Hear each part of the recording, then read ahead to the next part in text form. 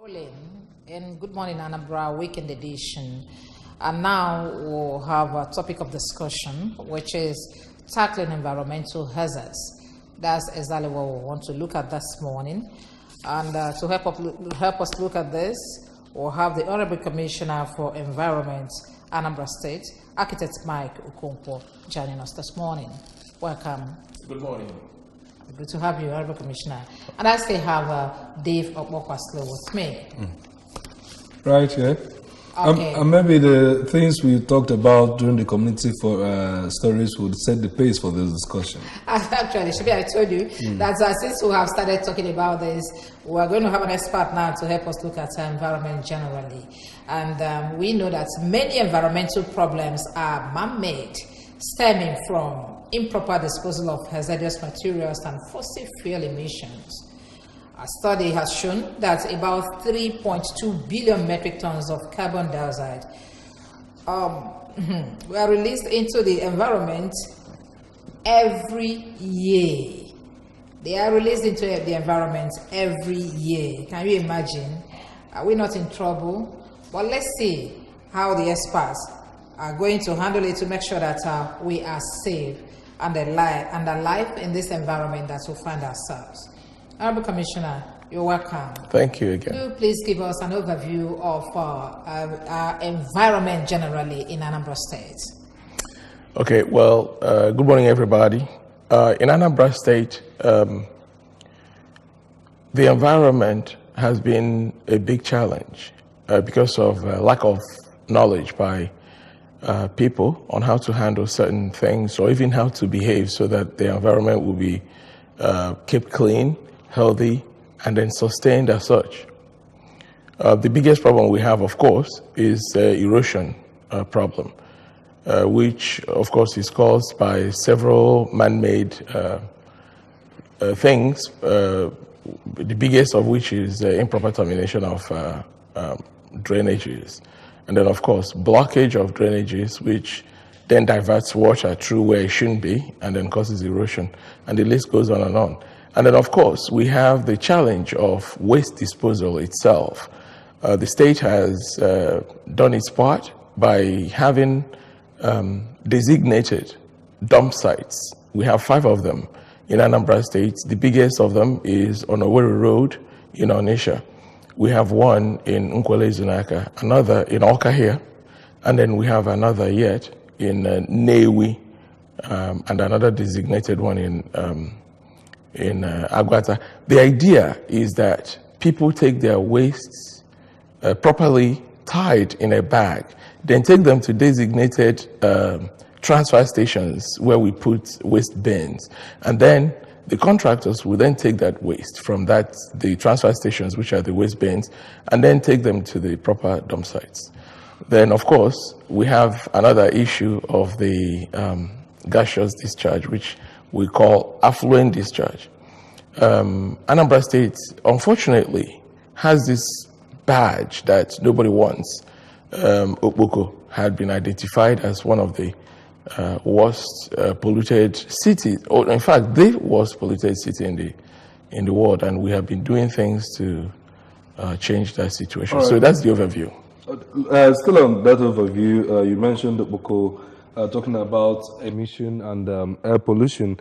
We'll still look at disposals, but this issue of air pollution seems not to have been, or will I say undermined, as if it's not prioritized as one of the major issues. How is your government tackling the issue of waste emissions, air pollutions in major urban areas of the state? Well, actually, I wish to correct that notion. Okay. His Excellency Chief Dr. Woody Obiano, when he came in, actually, whilst maybe prior governments didn't have him, has climate change desk filled by a senior special assistant to His Excellency on that matter in the Ministry of Environment. And we have since been, since I came in anyway, we've been actually doubling our effort in trying to deal with climate change, which of course has a lot to do with air pollution, gaseous emissions and so on. I had visited Brussels in Belgium to represent His Excellency on this matter, and coming up in March, I'll be going on another one. So we have been, and then people see some agents from our ministry going around making sure that people do not cause gaseous emissions and affluence discharge, and then rather than applaud it, they see it as a discomfort to them. So I take this opportunity to say, yes, that is something that we had instituted. It's actually federal law that we're carrying out. So we're implementing. Yeah, so we urge people to follow the right processes in everything they do, setting up industries and the like, so that we will take a hold or get a hold on this. Are the industry owners, are they complying to this supervision by government? No, that's what I was alluding to. They're not complying, but change is very difficult. They have been doing things before anyhow, but now we're saying no, that is no longer going to be accepted. And so we have people out there making sure that they comply. So I keep urging people to comply, because it actually invariably would be beneficial to these people who set up industries and so on. So sensitization is key, and we're moving in that direction. All right, let's look at the issue of waste disposal. You mentioned it as one of the main issues that you're tackling in your ministry. Yes. I can remember the governor went to sometime last year to Austria to bring home waste management industry that will handle those issues. How far have you gone in that aspect? Okay, I'm happy to report that His Excellency had actually approved the feasibility study, which is prelude to setting up one of those. And so my gratitude to His Excellency, in fact, on behalf of the Ministry of Environment, because that feasibility study will soon commence. After that, we will then know which direction to go. But it is in process. But I'm also happy here to report that the federal government has chosen Anambra State as one of the states to do a pilot program on proper waste disposal.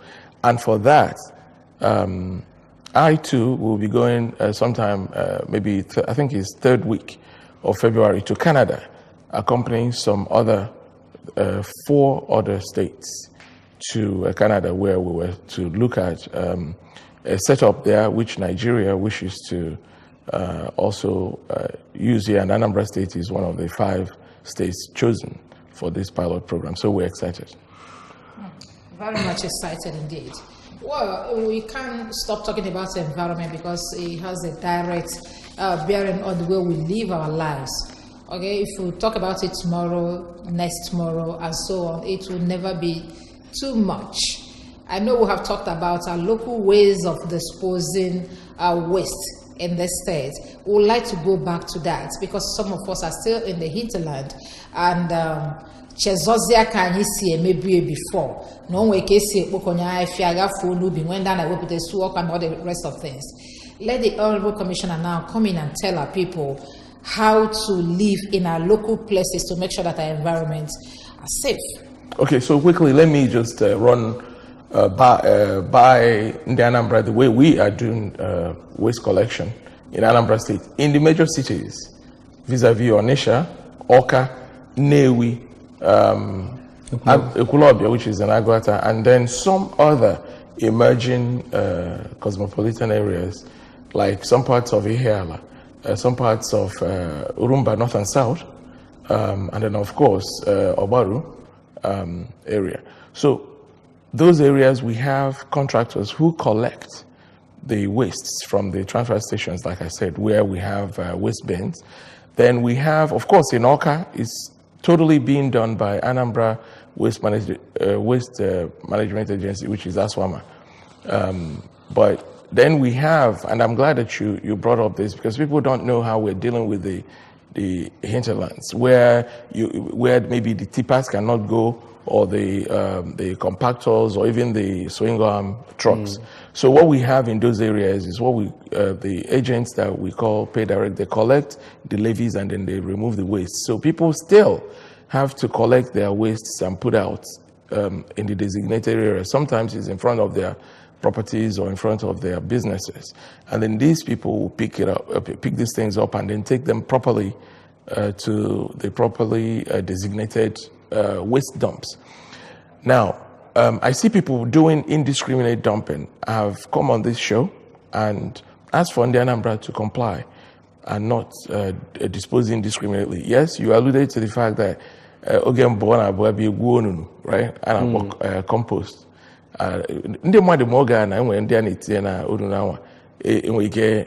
Usually, I mean, later we require manure, right? Yes. Well, we are urging people not to do that. Let's do it. Just keep these wastes, take them to where we tell you to keep them. So we will come and take them to the dump sites very soon. Based on this, what we learned in Austria and what I will learn also in Canada, we've been working on separation, which is to segregation of waste, so that people will put glass where glass belongs, plastic where it belongs, and then cardboards where it belongs, and then of course the other organic materials where they belong. So that's what we call sorting as source. Right now we sort them at the waste dump sites. Okay. So yeah. Okay, we're going on a short break. Maybe when we come back, we'll talk about recycling now. Yeah. Let's talk to some people on the street and find out. Make our people to sensitize them on the needs of a good environment. Actually, we know that doing something good is very difficult, but the end result matters. So our people should be sensitized on the need to make our environment clean. Now that the rain is coming up, they should try to tidy the gutters, to keep our environment clean, so that even the sicknesses we get from dirty environment, like mosquito breeding of mosquitoes in our environment, should be reduced. So the residents should try as much as possible to make sure that the environment is clean. Indiscriminate dumping of refuse inside the drainages should stop, because once you drop all this garbage inside the drainages, it will block the drains, and at the end of the day the water will overflow, and that leads to environmental hazards. And now that the rainy season is fast approaching, I think every well-behaved Anambrian should take care of their refuge by disposing them properly in the waste bin, and then eventually packing it where the designated areas where the motor comes to carry it to the place where it will be recycled. Let me go into flooding. It's a hazard. So trying to create enough drainage systems in the society, trying to create and evacuate drainages. What I think they should quickly do is to start checking erosions. In most of the areas we have erosion, this thing. By so doing, they should basically emphasize on probably engaging our local contractors. Go and start filling up those areas that are, prone to erosion. The government should allow constant evacuation of refuse in various where some of the fuel stations are, Glad to have you back. Honorable Commissioner, you may need to talk on one or two comments that were made in the hospital. Well, first, I wanted to pick up on the lady that talked about drainages. I had actually mentioned it in the beginning as one blockage of drainages. It's one of the problems or challenges that we are facing. And when the drainages are blocked, water finds another path and then starts to create erosion.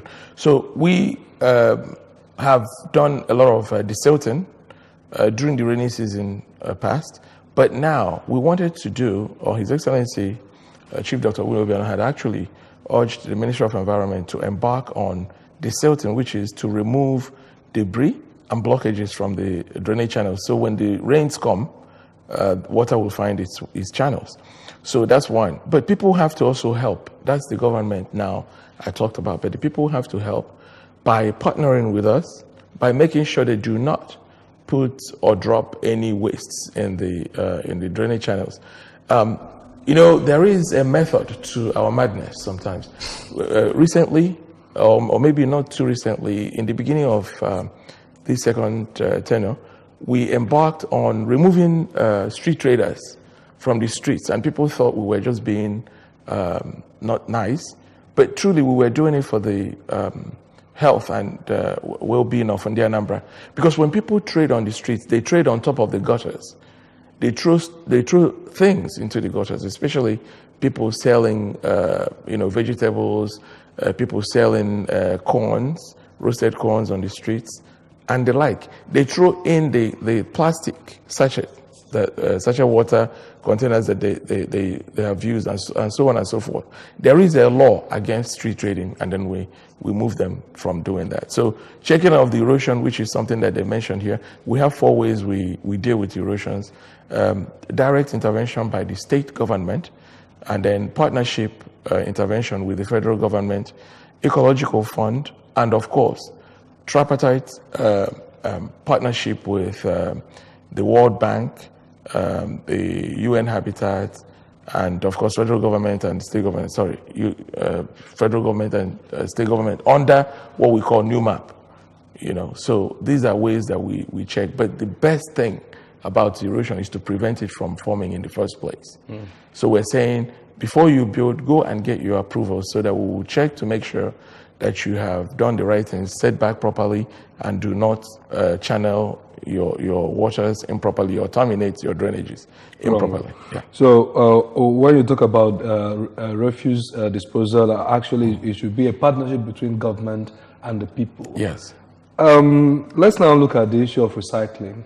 When we talk about tackling environmental hazards, you mentioned the programs you go to in Canada, and then, but before then, what are you doing in that aspect? How are you recycling some of these wastes to wealth? So, as some people will say. Yes. Okay. So the trip to Austria was actually to see how they do proper waste recycling, which is called waste to wealth or waste to energy. Either way, it is wealth, right? So there have been all kinds of tinkering on how to do it. The proper way, of course, is to do what we call sorting at source. If people can really obey the directives that say separate plastic from bottles, from organic waste, from boxes or cartons, then if they could do that, then there will be no problem. Because if you do that, then the government will pick it up and then send them to the proper places where the plastics will be recycled, the bottles will be recycled, the boxes will be recycled into new cartons, and of course, the organic waste will be composted and transformed into gas. I mean, that's it. If you compost them, have them covered, they emit gas, the gas is then extracted for cooking. That's what propane is. So this, is it just simple? Is that strategy in place now? Well, the strategy has been in plan, but has not really been implemented because we need the public to work with the government. Because if you separate our source, it will be easier. What we're doing now is there are some unorganized or semi-organized separation going on at dump sites that people will call scavengers. When I first came in, I wanted to read them or read the dump sites of these scavengers. But then I found out that they truly are doing some work that we use. They separate metals from the waste.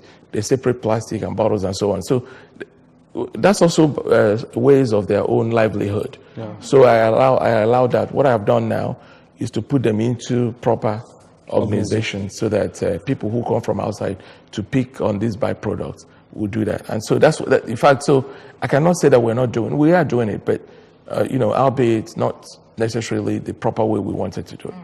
But maybe on a private basis now. Yeah. Okay, when you were talking, you talked about the big cities okay, how you place some contractors to take care of refuse there, but I know that some of them collect monies without doing the job properly, like the case we had in Omaba Onitsha recently, whereby some of the residents wanted to go on protest because of the inability of the contractors to pack garbages. How are you controlling the excesses? Well, first of all, let me say, not even on my watch would somebody be given authority to collect waste and they wouldn't do it. I have 31 people out there just on special and senior special assistants to His Excellency on Environment, scouting the whole state, looking for these things, whilst people may not know. In fact, if we were not doing it, you will know, because then, there will be waste everywhere. But because we are on top of these contractors, whenever we see accumulation of waste, the scouts call or notify me or call directly to the contractors. That's, so we've been doing all that. But let me address the Omaba situation. By the way, evacuation is underway. But what happened there was confusion, truly, pure and simple. There was a contractor who was doing it up until now, because one must wonder what was happening before. Why did it all of a sudden start accumulating? There was a confusion. Somebody was claiming that he was given authority, illegal authority, because it wasn't from my office. So, and then the other, the person who was actually properly given the authority was scooped, so he worried that he may not get paid if he could. So, but my, I wasn't happy about that, because I told him that he should have, verified with my office. So that was no excuse. In fact, I'm not giving him an excuse. I'm not making excuses for him. I am sorry. I had actually apologized to the neighborhood to say that was something that we didn't know about until it got out of hand. But we're tackling it now, and it wouldn't happen again. All right. Okay. Thank you very much. Dave? Okay, go on. Yes, I wanted us to look at how to control the effect of these hazards generally. That's environmental hazard generally. Yeah. Okay, so that we'll have a good environment that will ensure healthy living in our states. Okay. What do we do? Well, it's actually human behavior, as it all boils down to it. So let's start with the air pollution. People are not to burn bushes, burn things indiscriminately, because they give out gas. You cannot cite your industries without proper plan and implementation strategy where you will avoid emitting gas. And this is a serious emission. Yes. Okay. So and then of course the accumulation of waste is another problem, because once it accumulates, it starts to become a health hazard. Erosion, I have said, is a problem. So people should plant trees. In fact, when you plant trees, you do several things. Trees take in all these gases, the carbon dioxide that are emitted, and they give us oxygen. Simple science, right? And then when you plant trees as well, they check erosion. The roots of the trees actually hold our soil so they don't move. So when you plant trees, you are cleaning the air and you're checking erosion. And then people should endeavor to dispose waste properly so that we don't have problems. Do not block the drainage channels. But doing things properly is really key in solving these problems. Okay, thank you very much. Thank you. Commissioner, sir, I want on behalf of the Good Morning Anambra team to commiserate to you on the death of your mother, who I'm sure the burial ceremony is coming up very soon. Will you want to use the opportunity and tell us how the burial ceremony will come? Yeah, well, I want to use this opportunity to thank everybody in the Anambra. The support has been overwhelming, starting with His Excellency Chief Dr. Uri Obiano, Her Excellency Osodieme, who all of them, both of them, and the rest of the ESCO and Indian Anambra had actually expressed or sympathized with the family. But I just want people to know that we are calling it Thanksgiving. Whilst our mother didn't live as long as we had wished that she lived only 76 years. But that 76 years were filled with a lot of accomplishments, because she was a Christian woman, brought us up that way, and everything she had always done are things that we're proud of. So we're celebrating, thanking God. In fact, before she died, she was planning Thanksgiving. But we didn't know that's what it was. So now we know. And so the burial that comes up on February 1, the burial proper, the night before we'll do a service of songs. Then February 2 is when, of course, condolences continue. So preparations are well underway. We're ready to give our mother a befitting burial. But truly, I just wish to thank the Anambra and all our family, friends, well-wishers for the great support they have given us. But more importantly, we ask that you put us in your prayers. Thank you very much. Once again, we'll come is right with you. And then ask you to take heart and send our regards to your family members. Thank you. Okay, we'd like to thank you for joining us this morning, Honorable Commissioner Architect Michael Okonkwo, as we looked at environmental hazards. Architect Michael Okonkwo is the Honorable Commissioner for Environment, Anambra State. Thank you very much for coming. Thank you. Okay.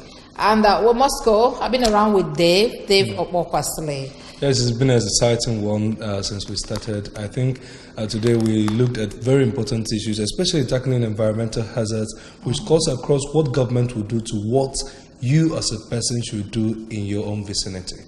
Very important. Okay.